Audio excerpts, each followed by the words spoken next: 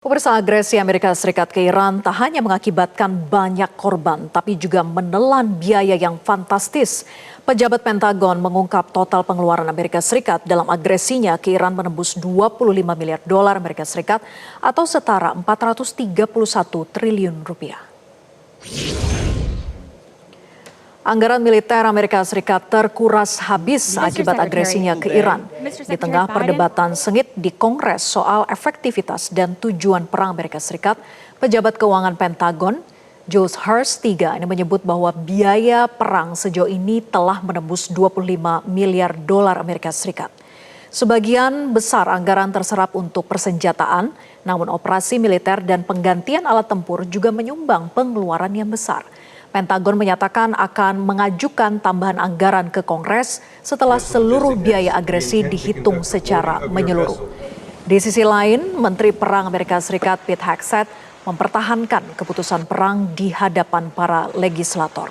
Pernyataan ini langsung dipertanyakan oleh anggota Kongres Adam Smith yang menilai alasan perang menjadi tidak konsisten.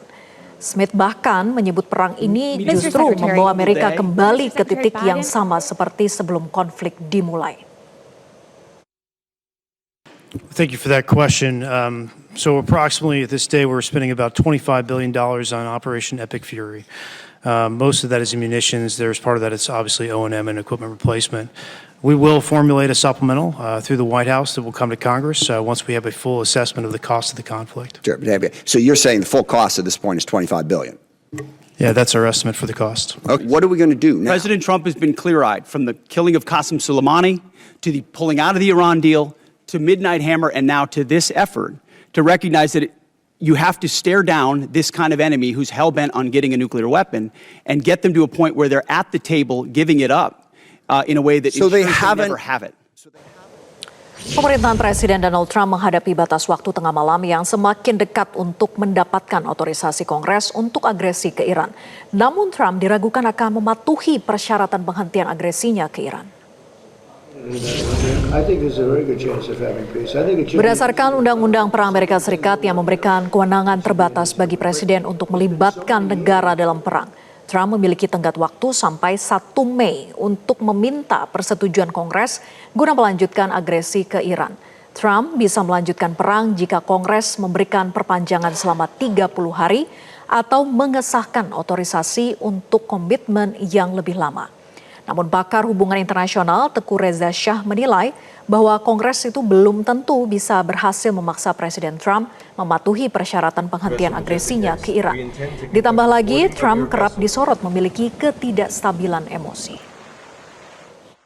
Jadi saat ini memang dunia sedang mengkaji perbedaan dalam pengambilan keputusan di Amerika Serikat, di mana DPR mengatakan dirinya berhak mengambil keputusan, sedangkan Donald Trump juga mengatakan bahwa saya berhak mengambil keputusan tanpa restu dari Kongres. Jadi untuk itu suasana masih cair saat ini, tapi bagaimanapun hari-hari keramat ini sudah pasti membuat tensi dari Donald Trump menaik, dan saya khawatir seseorang yang dengan narcissistic personality disorder itu bisa saja melakukan sesuatu pada jam-jam terakhir menjelang menit-menit berakhirnya waktu 60 hari tersebut. Dia bisa melakukan apapun, dan ini yang dikhawatirkan oleh dunia. Anggota Kongres Amerika Serikat turut mempertanyakan kesehatan mental Presiden Donald Trump kepada Menteri Perang Pete Hegseth. Dalam rapat anggota Kongres, Sarah Jacobs mengungkapkan bahwa kekhawatiran konstituennya terutama dari keluarga-keluarga militer Amerika Serikat yang melakukan agresi ke Iran. Para keluarga militer Amerika Serikat mempertanyakan mental Trump, apakah stabil atau tidak sebagai panglima perang tertinggi. Bukannya menjawab pertanyaan Jacobs, Hegseth justru membandingkannya dengan kesehatan mantan Presiden Amerika Serikat Joe Biden.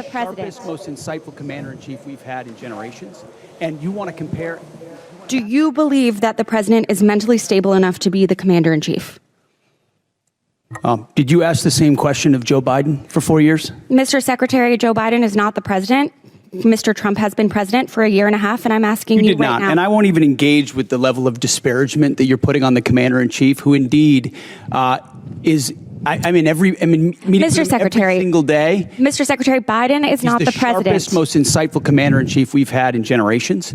And you want to compare, you want to ask that question after you and your fellow Democrats defended Joe Biden, who could barely speak and didn't know Mr. what day of the Secretary, week it as was? you know, Presiden Amerika Serikat Donald Trump kini berpacu dengan waktu deadline terkait Iran semakin dekat sementara opsi agresi militer kembali menguat.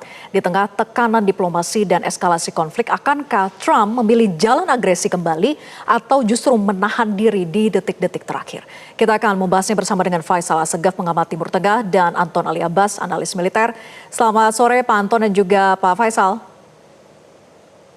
Selamat sore, Mbak Bella. Baik, terima kasih sudah bergabung. Saya ke Pak Faisal dulu.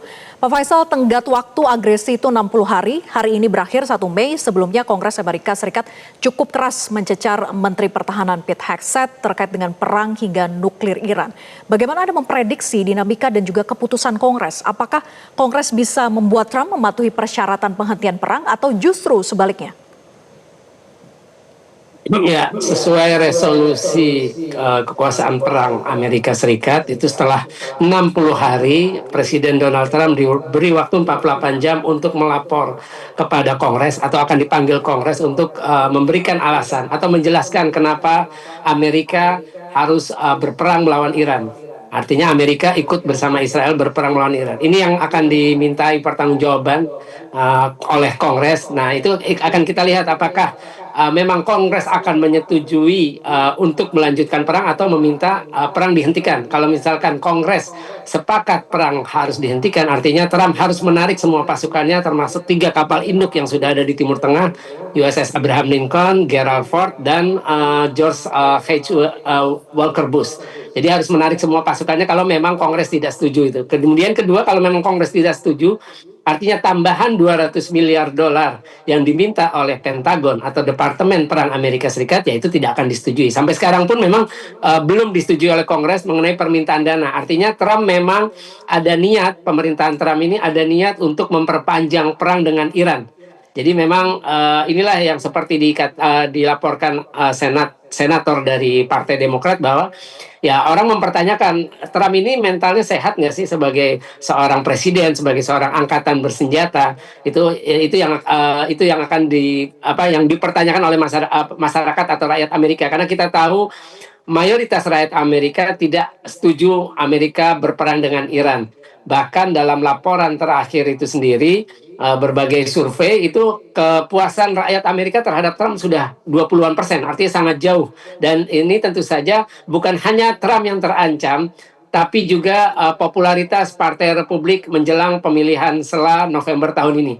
Jadi kita akan melihat apakah Kongres setuju untuk perpanjangan 30 hari ataukah Kongres setuju untuk meminta Trump menghentikan perang, karena kan kerusakannya atau kerugian sudah banyak. Pangkalan militer itu kalau menurut situs IraqWarCostTracker.com, Amerika itu menghabiskan hanya untuk biaya operasi perang saja lebih dari 1 miliar dolar per hari.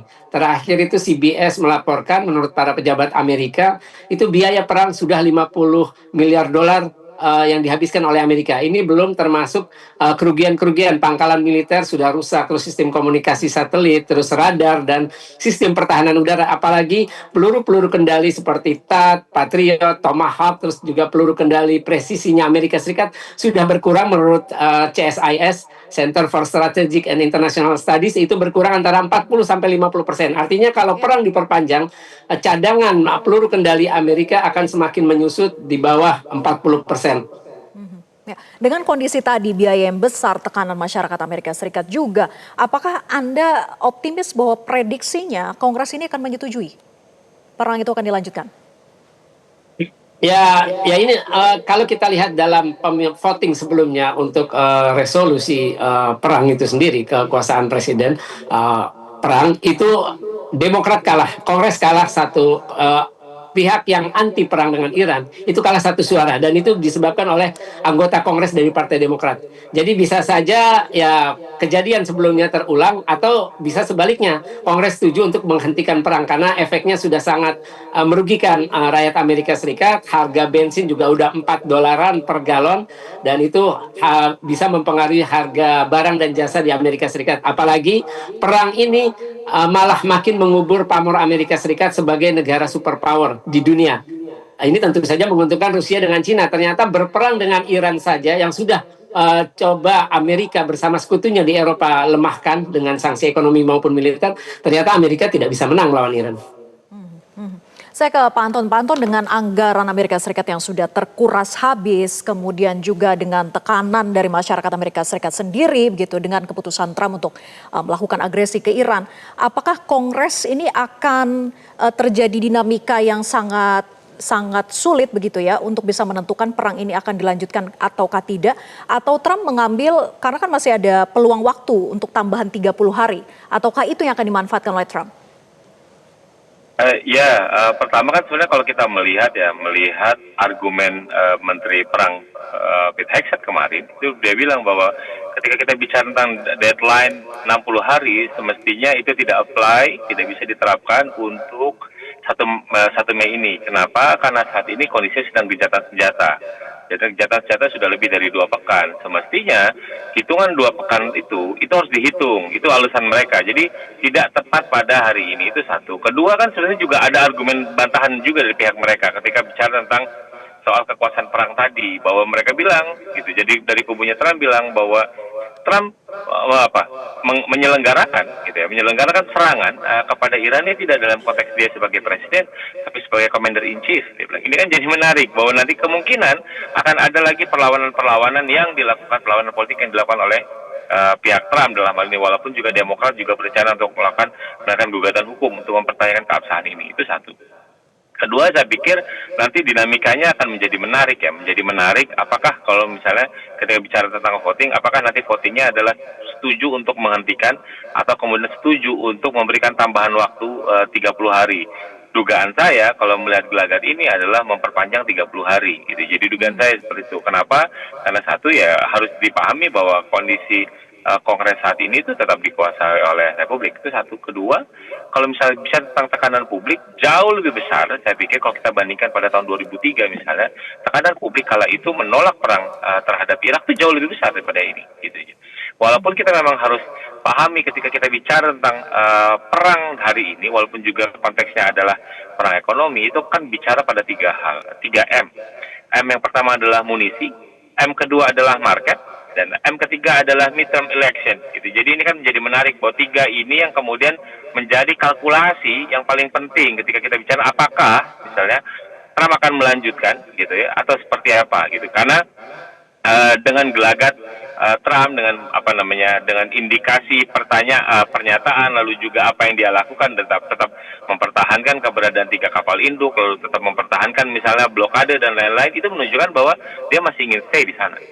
Walaupun misalnya dari sisi Iran kan sudah mulai mengancam, kalau ini tidak dicabut juga, tidak diakhiri juga blokade ini, maka dalam kurun waktu 2 minggu ke depan ini Iran akan melancarkan serangan terhadap blokade itu. Dan artinya apa? Potensi eskalasi akan menjadi meningkat. Ini yang memang penting untuk kemudian dicermati dalam hari-hari ke depan. Apakah kemudian gelagat eskalasi ini akan semakin menguat atau tidak? Karena memang kuncian yang pertama adalah tentu saja pada tanggal 1 dini hari waktu Amerika gitu. Jadi apakah misalnya Trump, tapi saya juga sendiri tidak yakin kemudian Trump hanya ingin kemudian keluar dari laga ini hanya karena kemudian dihentikan oleh Kongres. Karena bagaimanapun juga dia kan juga tetap berhitung bahwa ketika dia dilihat gagal, maka itu juga akan berdampak pada nanti potensi hasil pemilu di November nanti itu, Mbak Vera. Tapi dari sisi operasi, apakah militer itu bisa tetap berjalan di tengah ketidakpastian politik saat ini? Saya pikir bisa. Kenapa? Karena militer toh kekuatan militer yang Amerika Serikat yang ada di kawasan itu kan makin lama makin bertambah, itu satu. Kedua kan mereka tetap stay di sana gitu. Jadi dengan kata lain memang militernya dipersiapkan untuk melakukan operasi. Kan yang memang tentu saja yang nanti akan menjadi pertanyaan adalah operasinya jenis apa? Apakah misalnya full scale operation atau nanti modelnya adalah low intensity conflict ataupun juga special operation. Walaupun saya akan kecenderungan dugaan saya adalah pada low intensity dan juga special operation gitu dengan nanti multi front, karena mengingat nanti medan laganya nanti mungkin ada di beberapa titik gitu. Jadi saya melihatnya kalau misalnya bicara tentang kesiapan, ya kali ini memang militer Amerika Serikat dipersiapkan, walaupun terlepas bahwa kali ini mereka tanpa ada sekutu. Kalau misalnya kita bandingkan pada tahun 2003 lalu mereka dengan melakukan invasi pada Irak sekitar 150.000 pasukan, dan sekarang nggak nyampe, sekitar cuma 1/10-nya saja gitu ya, sekitar 15 sampai 20.000 pasukan yang disiapkan. Lalu juga ada tambahan bantuan sekutu, dan yang sekarang tidak ada tambahan bantuan sekutu, mau tidak mau itu kan tetap akan menjadi kalkulasi. Tapi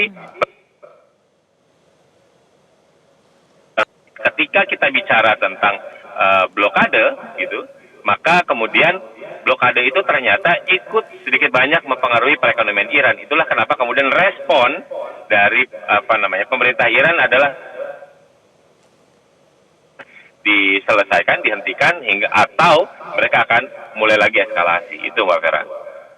Saya ke Pak Faisal. Pak Faisal, dengan potensi eskalasi Iran gitu ya dalam 2 pekan ke depan, kalau tadi dikatakan bahwa jika Amerika Serikat tidak menghentikan blokade maka Iran akan melakukan eskalasi besar. Seberapa besar potensi eskalasi yang akan terjadi, dan apakah Amerika Serikat pun akan total war untuk memanfaatkan waktu yang ada itu?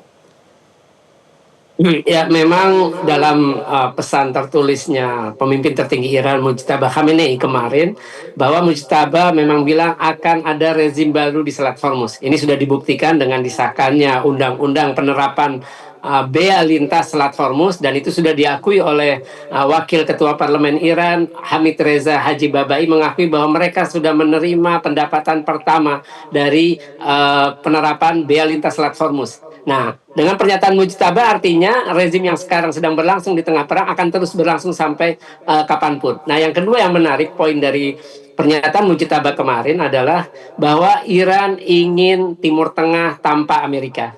Artinya dengan pernyataan ini ada isyarat eskalasi dari Iran. Kalau memang Iran memang ingin Timur Tengah tanpa Amerika Serikat, karena Amerika sudah lama berada di Timur Tengah, salah satu poros utama kebijakan luar negeri Amerika yaitu di Timur Tengah, karena di situ ada Israel, kepentingan Israel di sana. Nah, itu kalau kita lihat dari itu, maka memang ada isyarat untuk eskalasi. Apalagi pernyataan Trump sebelumnya sudah bilang bahwa dia bilang kami tidak akan mencabut blokade laut terhadap pelabuhan Iran kalau misalkan blokade atau penutupan Selat Hormuz secara sangat selektif oleh Iran tidak dihentikan. Tapi ya dengan pernyataan Mujtaba kemarin itu artinya ya ini ada pertentangan ketika Trump tidak akan melepaskan blokade laut terhadap pelabuhan Iran selama Hormuz masih ditutup. Nah, sedangkan Mujtaba bilang bahwa Selat Hormuz akan terus akan ada rezim baru. Ya, kalau kita lihat yang sekarang mungkin rezimnya seperti itu. Hanya untuk kapal-kapal akan dikenai, pertama harus dapat izin, kemudian membayar bea lintas di muka. Itu bisa dalam bentuk, kalau dari undang-undangnya sih rial. Kita belum tahu prakteknya apakah bisa dalam bentuk yuan juga atau dalam Bitcoin, karena ada laporan semacam itu. Ya, memang artinya ada pertentangan dan ada potensi eskalasi. Nah, ini yang akan dilihat. Apakah Iran, karena Garda Revolusi sudah mengancam mereka akan menyerang kapal-kapal Amerika Serikat yang bertugas untuk memblokade pelabuhan Iran.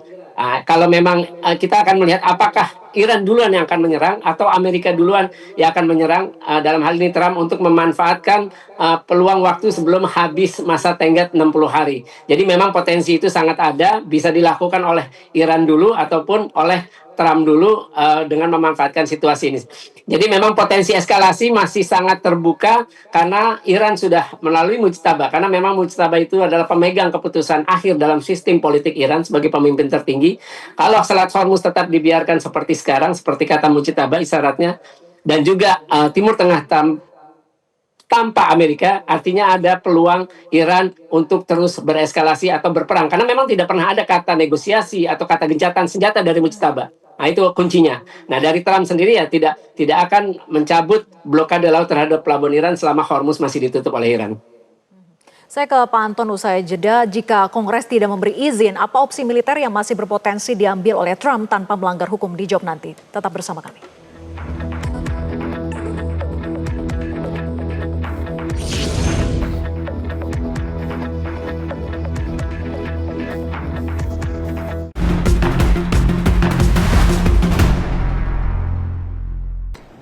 I mean, I don't know what stubborn is because really nobody knows what the talks are except myself and a couple of other people. They want to make a deal badly. We have a problem because nobody knows for sure who the leaders are. It's a little bit of a problem, you know. The leaders have been wiped out along with their military, almost all of their military. I mean, think of it. 159 ships was their total Navy. 159 ships are gone. They're underwater. They're way below sea level.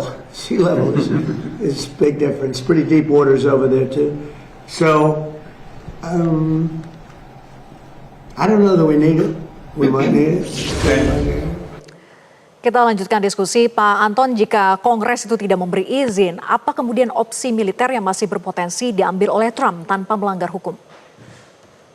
Ya, seingat saya yang otorisasi dari Kongres itu adalah full scale operation. Jadi kalau misalnya nanti Trump lebih memilih pada special operation atau low intensity conflict gitu, itu saya pikir itu dia tidak akan membutuhkan lagi persyaratan dari approval dari Kongres. Jadi saya melihatnya paling rasional kemudian kalau kemudian Trump ingin meneruskan operasi militer ini, maka skalanya itu nanti akan jadi perang terbatas ataupun dalam konteks operasi khusus gitu. Jadi dan pilihan-pilihan itu kan memang sudah dari awal sudah di-exercise gitu ya. Jadi ketika misalnya jumlah pasukannya hanya sekitar 15 sampai 20 ribu, tentu saja ini tidak bisa kita komparasi dengan bagaimana ketika mereka melakukan operasi besar-besaran waktu Kuwait gitu ya, atau juga waktu Irak kedua gitu ya. Jadi saya menduga aja ketika pasukan yang dipersiapkan hanya bentuknya seperti ini, maka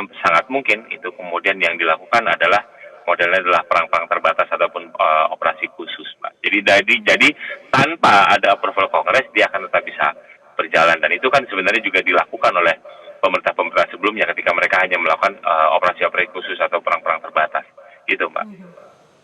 Pak Faisal, jadi kemungkinan perang terbatas ataupun perang khusus masih akan terus berlanjut walaupun Kongres tidak menyetujui? Ya, saya sepakat dengan Pak Anton, karena kalau kita lihat Trump bilang secara sepihak gencatan senjata diperpanjang sampai batas waktu yang tidak ditentukan. Ini menunjukkan bahwa ya Trump juga sudah menyerah untuk berperang skala besar dengan Iran, seperti sejak 28 Februari sampai 6 April, kan 7 April Trump menyatakan gencatan senjata, kemudian secara sepihak juga diperpanjang sampai batas waktu yang tidak ditentukan. Artinya Trump juga sudah melihat kenyataan di lapangan, walaupun dia tidak mau mengakuinya, bahwa Amerika sudah menderita kerugian besar.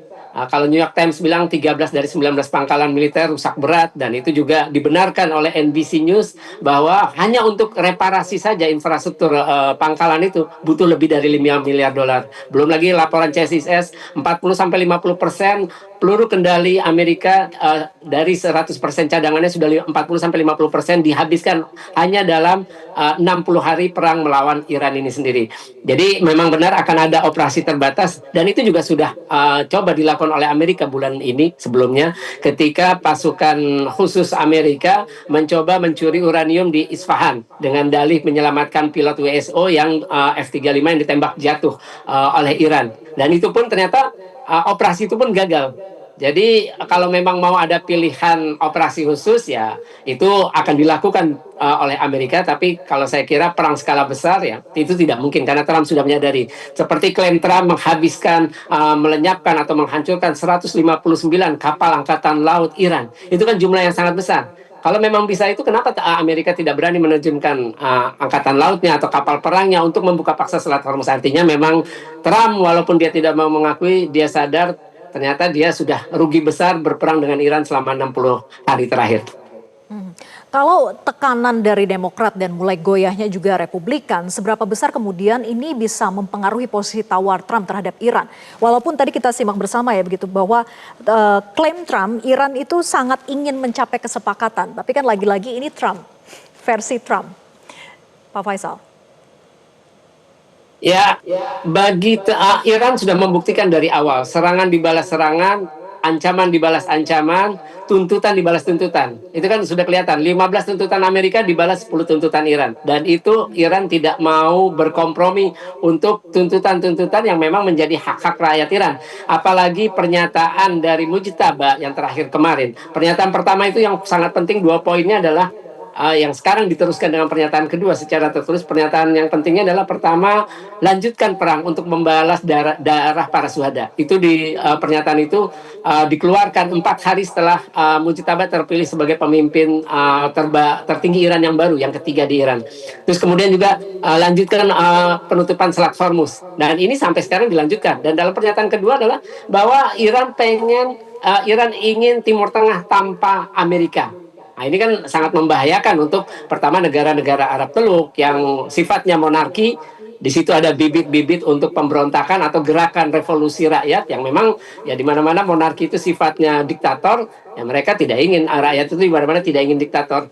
Terus juga yang kedua adalah seperti itu akan ada rezim baru di Selat Hormuz. Ya bisa jadi rezim baru itu sesuai undang-undang yang sudah disahkan bahwa kapal manapun akan lewat sesuai dengan izin otoritas Iran. Kemudian juga harus membayar biaya lintas. Nah, dengan keadaan ini artinya ya Iran punya posisi tawar yang lebih kuat dibanding Amerika. Jadi memang Amerika yang sangat ingin, karena tidak bisa dicapai melalui perang, tujuan-tujuan untuk bagaimana menghentikan program uranium itu disampaikan dalam tuntutan. Bagaimana agar 450 kg uranium yang sudah diperkaya hingga level 60% juga dikeluarkan atau diserahkan oleh Iran kepada IAEA, Badan Tenaga Atom Internasional. Jadi Amerika berusaha mewujudkan atau mencapai tujuan yang tidak bisa melalui perang itu lewat 15 tuntutan itu sendiri yang jelas-jelas memang merugikan Iran. Pak Anton, jadi posisi tawar Trump terhadap Iran saat ini seperti apa? Apakah memang Trump itu harusnya lebih melunak begitu dengan kondisi ketidakpastian terkait dengan agresi ini akan bisa diperpanjang ataukah tidak? Ya, sebenarnya kalau ketika kita bicara tentang proses negosiasi, saling nekan gitu ya, saling bertahan adalah hal yang biasa gitu. Jadi bagaimana kemudian mereka ingin menjaga posisi tawar mereka itu satu. Apalagi misalnya Trump dia tetap mempertahankan Selat Hormuz untuk diblokade yang di bagian luar di Laut Arab dan juga Samudra Hindia adalah bagian dari untuk menekan. Sebenarnya saya melihatnya bahwa para pihak yang bertikai dalam hal ini adalah Iran dan Amerika Serikat sebenarnya punya keinginan untuk mengakhiri perang ini, gitu ya, perang ini. Tapi caranya seperti apa, gitu? Caranya seperti apa? Maksudnya apa? Maksudnya sama-sama untuk menyelamatkan muka di domestik ini juga, gitu. Jadi di satu sisi Trump dalam hal ini dia harus menjaga bahwa marwah sebagai negara superpower, gitu, dan juga dia tentu juga berhitung bagaimana nanti dampaknya dari apapun kesepakatan yang kalaupun nanti bisa dicapai itu akan punya dampak sedikit banyak pada pemilu nanti. Itu dampaknya seperti apa? Apakah nanti dia akan dilihat sebagai pihak yang kalah atau pihak yang menang seperti yang selama ini yang dia klaim. Sementara dari sisi Iran misalnya itu juga menjadi penting bagaimana kemudian Mujtaba untuk menunjukkan bahwa dia adalah salah satu sosok yang kemudian patut diperhitungkan sehingga kemudian bisa mampu mengkonsolidasikan domestiknya lagi, karena bagaimanapun juga ini sedikit banyak kan jelas sebagai ujian pertama bagi Mujtaba apakah dia itu memang secara efektif memimpin negara ini atau tidak gitu. Jadi apakah kemudian dia bisa mengkonsolidasikan layer-layer yang ada di bawahnya atau tidak gitu. Jadi ini bagi saya sih melihatnya para pihak yang bertikai ini sama-sama ini ingin berunding. Cuma caranya seperti apa dan lain-lain. Itulah kenapa kemudian kalau tadi Mas Faisal bilang ini kemudian yang muncul lah fix for that gitu. Ini yang muncul ini lalu dibalas ini gitu. Tapi bagi saya itulah seninya dalam bernegosiasi gitu. Jadi yang penting adalah para pihak sebenarnya sedang mencari cara bagaimana kemudian ingin membangun perdamaian gitu. Walaupun tentu saja ketika kita bicara tentang deadline tanpa batas ini gitu ya, gencatan senjata unilateral yang diterapkan oleh Amerika dan tanpa batas ini tentu saja sedikit banyak kan juga punya vulnerabilitasnya. Kenapa? Karena seakan-akan kemudian deadline itu selalu ada di leher. Jadi kapanpun itu akan bisa berakhir. Lain halnya kalau misalnya kita tahu waktu pas yang pertama, gencatan senjatanya 2 minggu. Jadi kan kita sudah bisa berhitung bahwa ujungnya ini adalah 2 minggu. Tapi ketika tanpa tanggal, itu kan ujungnya kita nggak tahu. Jangan-jangan malam ini, jangan-jangan besok. Nah itu mau tidak mau kan, itu sedikit banyak kan juga memberikan tekanan tersendiri gitu. Jadi kalau misalnya nanti memang para pihak yang bertikai ini ingin untuk berdamai gitu. Jadi tentu saja harus menunjukkan itikat dan juga sikap serta aksi yang lebih gitu. Jadi tidak bisa hanya sekedar kemudian saling balas-membalas seperti ini gitu. Jadi saya melihatnya sih, saya masih akan tentu saja menunggu apakah kemudian misalnya Rusia ataupun juga Cina akan melakukan intervensi gitu. Karena kan di pertengahan bulan Mei ini kan juga Amerika Serikat kan rencananya Presiden Trump akan mengunjungi Cina misalnya. Apakah dalam pertemuan itu juga akan bicara tentang itu, termasuk juga misalnya kemarin Presiden Putin sudah bertemu dengan Menlu Iran misalnya, apakah kemudian akan terjadi percakapan melalui telepon seperti waktu pada awal perang lalu gitu. Nah ini kan kita juga masih menunggu, karena tentu saja ketika kondisi yang ketidakpastian ini itu kan akan membawa dampak yang jauh lebih luas gitu, jauh lebih besar, dan ini yang sebenarnya banyak dihindari. Saya juga tidak yakin misalnya apakah memang Cina dan Rusia itu sangat ingin menikmati bahwa ini perang ini berkelanjutan. Ya, saya tidak yakin seperti itu gitu. Jadi bagi saya sih memang kita akan menunggu bagaimana dalam beberapa hari ke depan apakah memang ketika kita mau deeskalasi seperti ini memang eskalasi maritim itu kemudian bisa meledak lagi kembali menjadi eskalasi yang terbuka seperti sebelumnya, atau kemudian nanti akan ada intervensi negara-negara besar yang mencoba untuk mempertebal upaya negosiasi yang selama ini difasilitasi oleh Pakistan. Itu yang Mbak Sarah penting untuk kemudian kita cermati. Apakah misalnya kunjungan safari kemarin dilakukan oleh misalnya oleh Pak Menlu gitu, Menlu Iran, itu apakah membuahkan hasil atau tidak? Karena bagaimanapun juga kan sudah ada beberapa sinyal yang bisa jadi kemudian petanya jadi berubah. Bagaimana misalnya Arab Saudi sudah menunjukkan keinginan untuk terlibat dalam formulasi tarif tol Selat Hormuz misalnya. Kalau misalnya Arab Saudi ikut serta, maka kemungkinan Qatar juga ikut. Jadi kan kita tahu bahwa mereka adalah misalnya partnernya Amerika Serikat. Tentu saja sedikit banyak kemudian ada proses-proses yang di belakang layar bisa jadi ini berjalan gitu. Jadi dalam rangka apa? Dalam rangka untuk melakukan deeskalasinya yang memang secara jauh lebih berprogres dan lebih baik, Mbak Vera. Iya. Kita tunggu saja bagaimana hasil kongresnya. Terima kasih Pak Anton dan juga Pak Faisal sudah bergabung bersama kami. Selamat malam. Jelajahi cara baru mendapatkan informasi. Download Metro TV Extend sekarang.